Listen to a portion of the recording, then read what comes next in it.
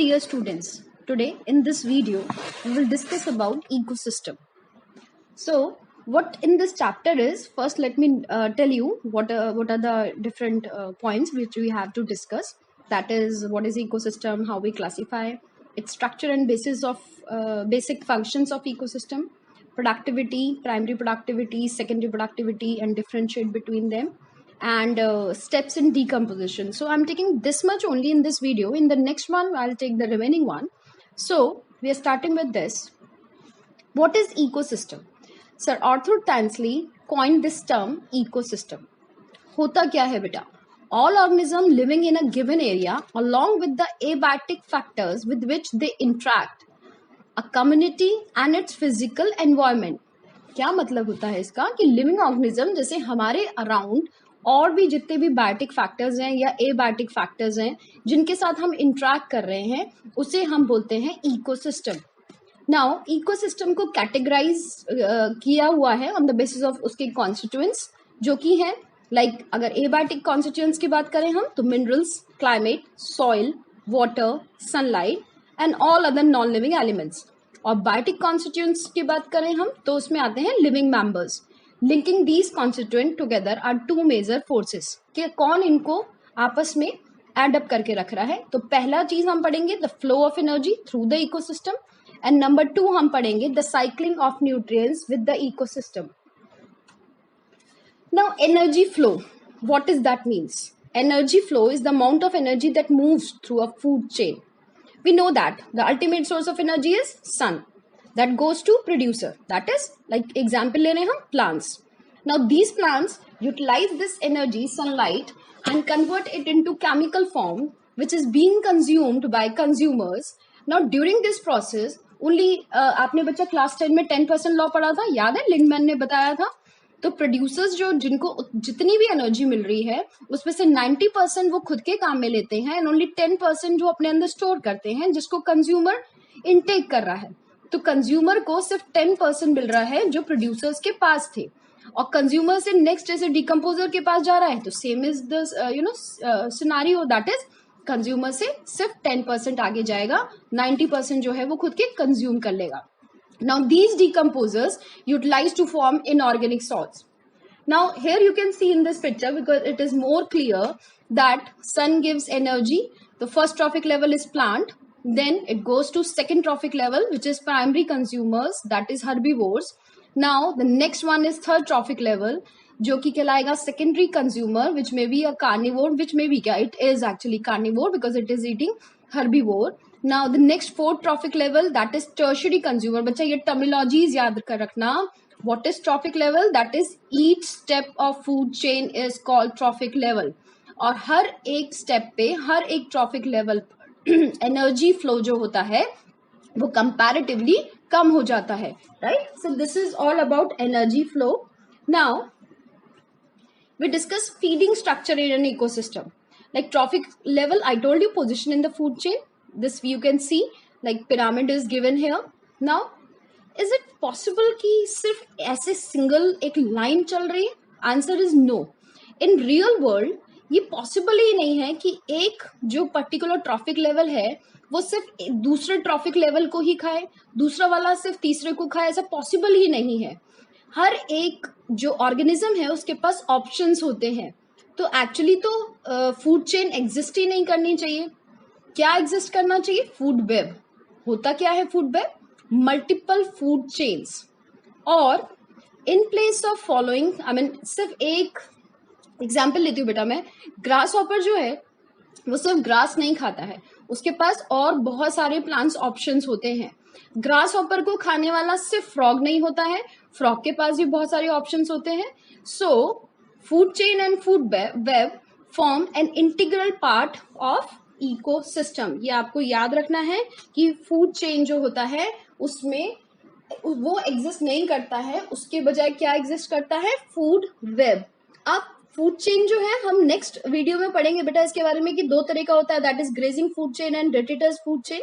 Grazing food chain वो होता है जो लिविंग से स्टार्ट होता है, जबकि डेट्रिटस फूड चेन कौन सा होता है? जो डेड से स्टार्ट होता है. वेल इसके बाद आता है कि इकोसिस्टम के टाइप्स क्या हैं. तो दो तरह का होता है, एक जो नेचुरल है, दूसरा जो मैनमेड है।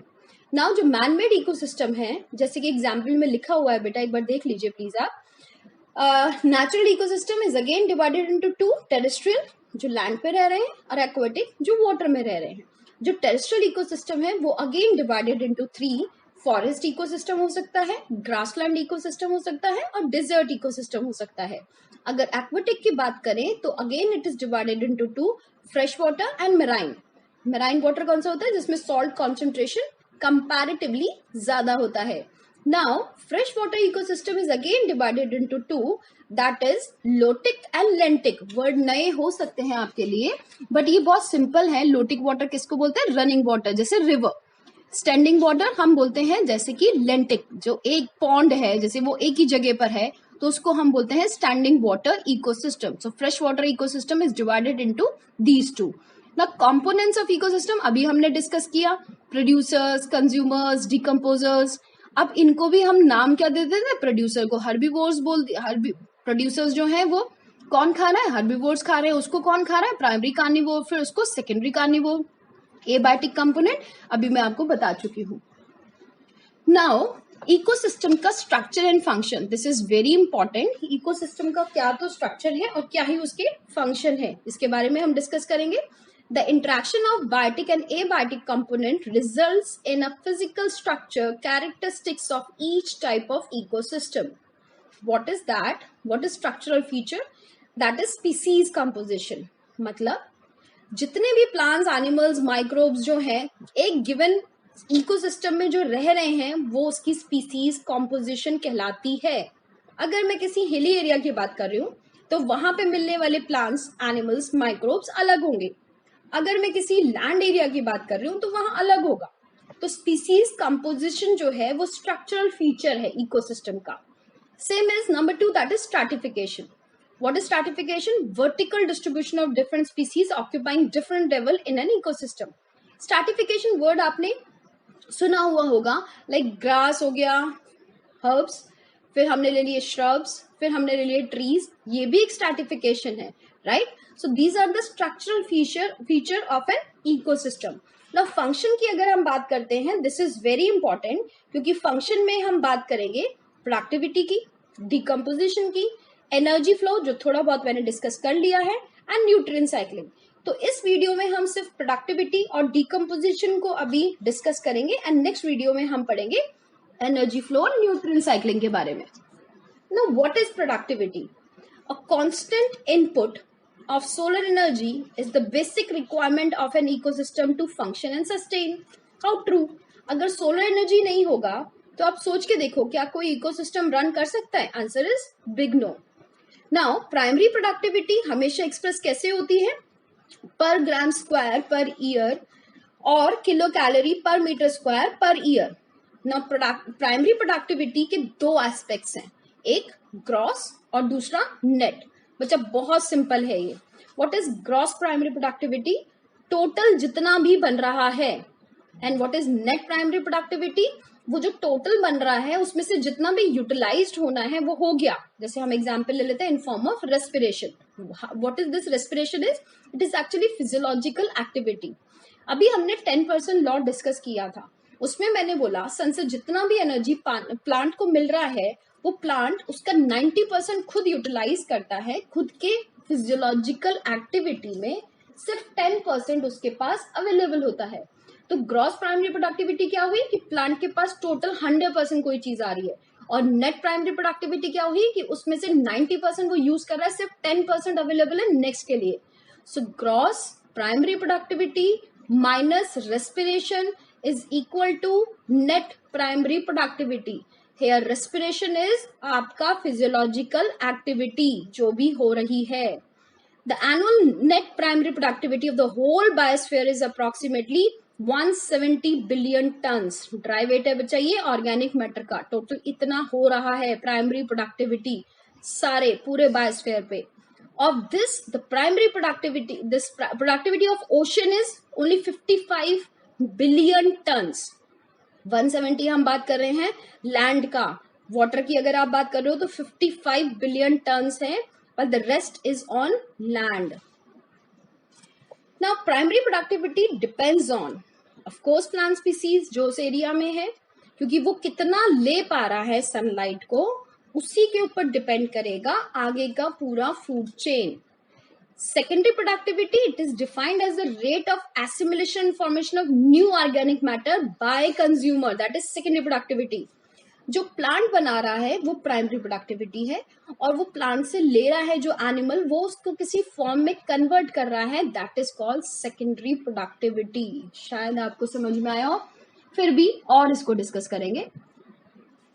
Now the second, as I told you, decomposition. What is decomposition? That is, detritus is the raw material for decomposition. What is detritus बच्चा? That is dead and decaying part. So पहले मैं इसको थोड़ा define करूंगी, उसके बाद मैं आपको इसके स्टेप्स बताऊंगी. Detritus is the raw material for decomposition. Decomposition is largely an aerobic process. याद रखिएगा, इसमें ऑक्सीजन चाहिए. That is, it requires oxygen. And the factors affecting decomposition are, number 1, chemical composition of detritus, and number 2, climatic factor. Last के paragraph में दे रखा है बेटा, फिर भी मैं आपको बताऊंगी दोबारा. Now क्या क्या स्टेप्स हैं? Fragmentation, leaching, catabolism, humification and mineralisation. ये सारे स्टेप्स हैं. सबसे पहले हम बात करते हैं फ्रेगमेंटेशन की. क्या प्रोसेस है fragmentation? Simple breaking of detritus into smaller particles. कौन कर रहा है? डेट्रीवोर्स. डेट्रीवोर्स कौन से होते हैं? सिंपल से एग्जांपल समझिए, लेकिन जैसे कि अर्थवॉर्म, जैसे कि बैक्टीरिया. तो ये क्या कर रहे हैं? जो डेड पार्ट है उसको सिर्फ स्मॉल पीसेस में, फ्रेगमेंट्स में तोड़ रहा है, that is fragmentation. Number 2 is leaching. जितना भी वाटर सॉल्युबल इनऑर्गेनिक सब्सटेंस है वो सॉइल हॉरिजन में चला जाता है and gate precipitated as unavailable salt, that is leaching. जो भी आपका इनऑर्गेनिक सब्सटेंस है जो वाटर सॉल्युबल है वो वाटर टेबल के नीचे चला जाता है, तो वो अनअवेलेबल हो जाता है प्लांट्स के लिए भी, that is called leaching. Number 3, catabolism.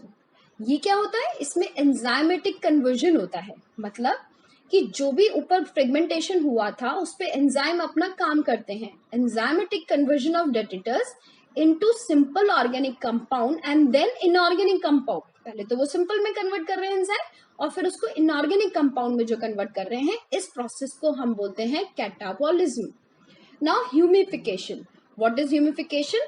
That is accumulation of a dark coloured amorphous substance called humus. आपने सॉइल देखा होगा, उस सॉइल के ऊपर डार्क कलर का एक अमॉर्फस सब्सटेंस मिलता है, that is actually humus. Now mineralisation.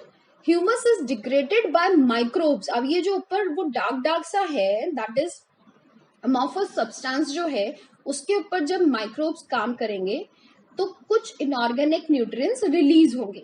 सो वो इनऑर्गेनिक न्यूट्रिएंट्स को क्या बोलेंगे? मिनरल्स. तो प्रोसेस को क्या बोलेंगे? मिनरलाइजेशन. सो 5 स्टेप्स हो गए: fragmentation, leaching, catabolism, humification and mineralisation.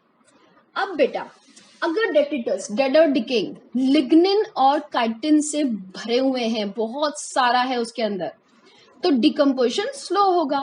और अगर वो रिच है, नाइट्रोजन है, वाटर सॉल्युबल सब्सटेंस उसमें है, तो वो जल्दी हो जाएगा. Number 2, temperature and soil moisture जो है वो ऑफ कोर्स सॉइल माइक्रोब्स को हेल्प करते हैं. कैसे? कि अगर वार्म एंड मॉइस्ट एनवायरनमेंट होगा तो वो डिकम्पोजिशन को हमेशा फेवर करेगा. लेकिन अगर लो टेम्परेचर है और एनारोबिक कंडीशन है तो ध्यान रखिएगा डिकम्पोजिशन स्लो होगा या नहीं होगा.